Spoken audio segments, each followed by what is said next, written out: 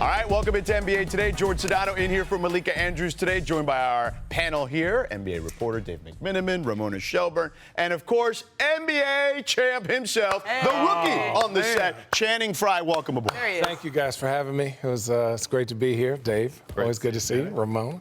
Got it. You didn't have to carry backpacks or anything like that? Nothing. After the show. Yeah, No, after the show. After the show, we'll do lunch. We'll do lunch and, maybe an Aperol Spritz. We're good. Well, there we go. Now we're talking. All right, let's get to the top here of our show. Developing story. The NBA has hired a law firm to investigate the Clippers and Kawhi Leonard. This, according to The Athletic. Last week, the Pablo Torre Finds Out podcast reported that Kawhi had a $28 million, quote, no-show endorsement deal with the now bankrupt company Aspiration. And the attention is now moved to team owner Steve Ballmer and whether or not the deal was used to circumvent the salary cap. All right, so Ramona, let's start here. You sat down with Steve Ballmer.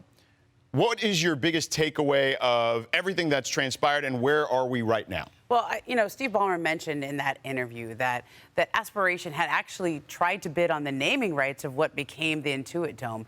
The Intuit Dome ended up being named for $550 million. And he said in the interview, well, they bid more than that.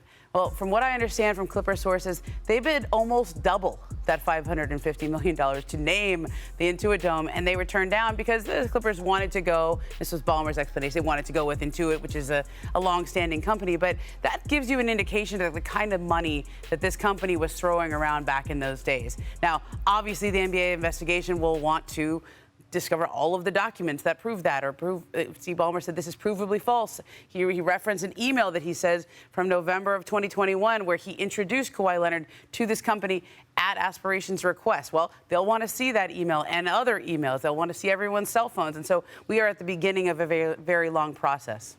Okay, so I mentioned a second ago you sat down with Steve Ballmer for SportsCenter. Let's take a listen and a look at that real quick. They did request to be introduced to Kawhi. Under the rules, we can introduce our sponsors to our athletes. We just can't be involved. We made an introduction. That was in early November, well past when all of this happens. We had a chance recently to go through all of our relations with Aspiration. This is where you get to kind of how you prove this stuff. We, as part of our cooperation with the Department of Justice and the Securities and Exchange Commission, we had produced text, emails. We'd already gone through all this stuff because it was part of document production in their investigations.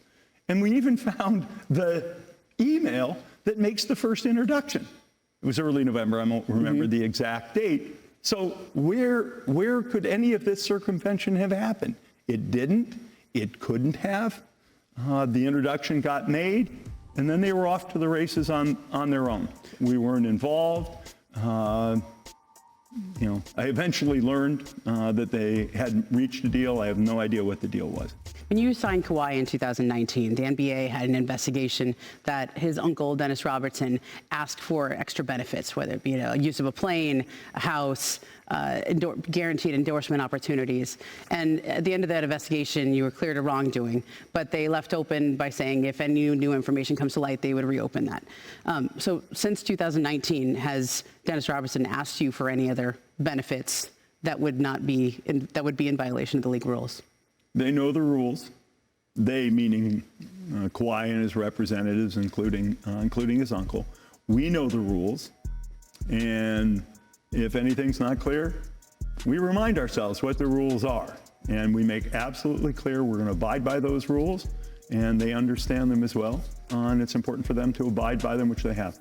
If this story had come out about another team, another owner, how would you feel about it? I'd want the league to investigate, take it seriously.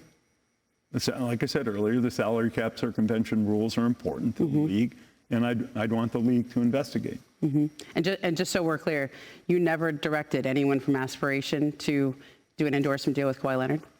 No, I didn't. And more importantly, we, the Clippers, did not. We didn't give them direction.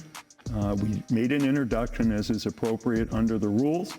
A lot of sponsors do like to, they call it activate by doing something also with players. We made the introduction, that was that. How do you know, the Board of Governors meeting is in a few days. How do you think your fellow owners are going to approach this? I don't know. I hope they'll have faith and confidence in me, the folks who've gotten to know me, but I can't predict. Cool. All right. Thanks, Steve. Thanks, Ramona. Appreciate your Really time. appreciate the opportunity to talk about what we've done and express, I guess, some of the anger I'm feeling about what's going on. And I also feel some sadness for our employees. I'm mad, but I'm also sad that they're going through this as well as our staff and our fans. Thanks, Steve. Thanks. All right, Ramona, anything to add to that? Well, this is an interview where you ask a yes or no question. You're not really supposed to do yes or no, but the question on Kawhi Leonard's uncle, Dennis Robertson, had he ever asked you for more extra benefits, was a yes or no question, and there was not a no. I mean, eventually they got to we have to abide by the rules, but I think that was an interesting answer. And it's interesting also in that there was a Toronto Star report that came out over the weekend by Bruce Arthur, and it said at one point during their free agent recruitment, Dennis Robertson had asked for shares in the Toronto Maple Leafs and was told, no, you can't do that because that's part of they own both teams, yeah. And so I thought that was this obviously has come up before. We've had investigations on this before, and here we go again. And that's been an issue with Kawhi Leonard ever dating back to his. Honestly, I think you got to ask. Like, you really got to ask. For a guy like Kawhi Leonard, I think as far as I know, he lives in San Diego. So it's like, hey, can I take the helicopter to go visit my family on these off days? Can I go see this? It's your agent's job to ask these uncomfortable questions away from Kawhi. And at the end of the day, looking at Steve Ballmer, is the juice worth the squeeze to go through all this, have all this paperwork? It just doesn't make sense. You have a new arena. You're trying to get your team into to be a contender. You're doing all these things that are billion-dollar checks. What is that $28 million really over whatever contract that is? That's not worth destroying your team. And you see his enthusiasm. He's probably the most enthusiastic owner. Why would he go behind just to leave a paper trail like this? It just doesn't make sense. It seems too sloppy. I think we have to look at what parts of this story are legitimate and concerning when it comes to the Clippers, and then what parts of this story are actually common business practice in the NBA.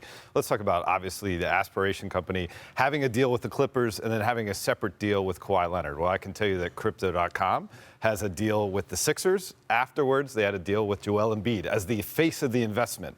You can say the same thing for Robinhood with the Washington Wizards and Alex Sarr subsequent after that. How about Chime? The Mavericks had a deal as an organization. Later on, Cooper Flagg, an individual deal. So that's common business practice. Beyond that, the question mark is, was this a normal level of tampering, or was this super concerning salary cap circumvention? I was told by a Clippers source that we recognize regular tampering to be like a speeding ticket. Salary cap circumvention is a red line. That's a murder charge, is what the source told to me. And so there is a belief within the Clippers right now that they are welcoming the league's investigation. They are glad to have professionals be able to review the documents that, as Ballmer told Ramona, they've already prepared for the DOJ investigation. And, we could say that Ballmer told us that he was hurt and that he was angry. He may be a little embarrassed as well, too, because he did bring this company deal to the table, maybe didn't vet them enough. When we start talking about the numbers that are being thrown around, not just this purported Kawhi Leonard contract being, a big number, the $330 million to begin with was team sponsorship. A big number. Well, they were on their jersey patch, and I think they never made it there, right? I think they never quite. Very soon after they made these deals, the company starts to fall apart. Right. Yeah. Let's welcome in senior writer and Scape, David Dennis Jr. How do you feel about all this, David?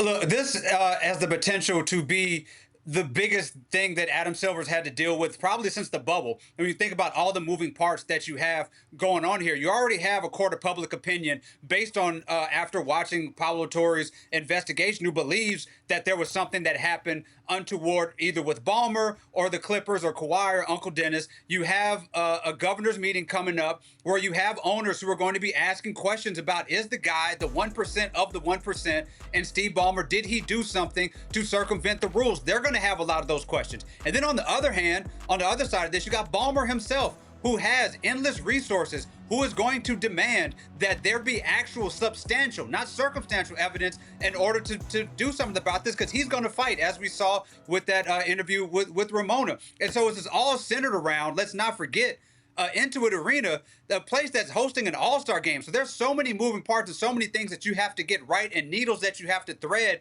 if you're Adam Silver to finally get to the bottom of this. Because this is not the Joe Smith situation. There's not a smoking gun right now. There's not anything in writing that says, yes, we are going to circumvent the cap. This is about Adam Silver having to figure out the best way to handle this. And it's kind of a reminder that all across these leagues, NBA, MLB, NFL, that when they try to be judge, jury, and executioner, they often come up short in trying to actually get to the bottom of these things. Adam Silver has a tough task in front of him to figure out a very complicated situation. Well, and to that point, David, and what I'll say is this, and I'll ask you guys this isn't a court of law when it comes to the NBA. There doesn't need to be a quote-unquote smoking gun per se. The company aspiration is being investigated by the DOJ and the federal government, et cetera. That's a separate thing.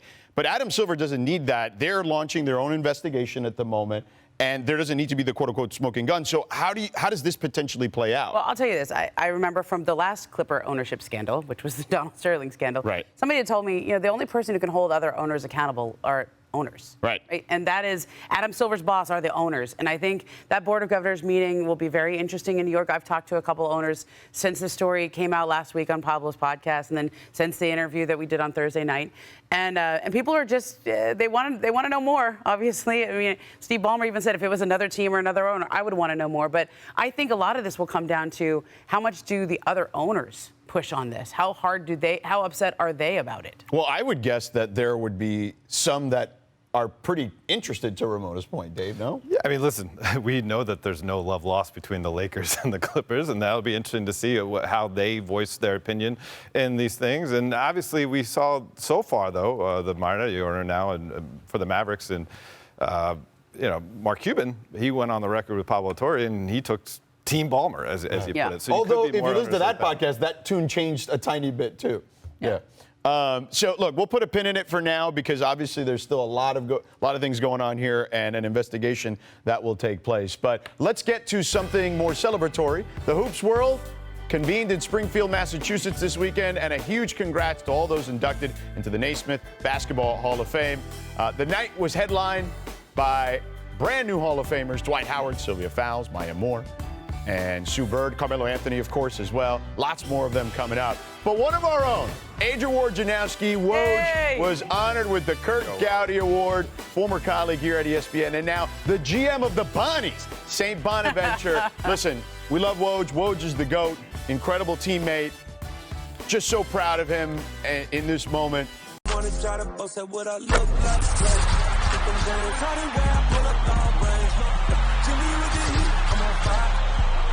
NBA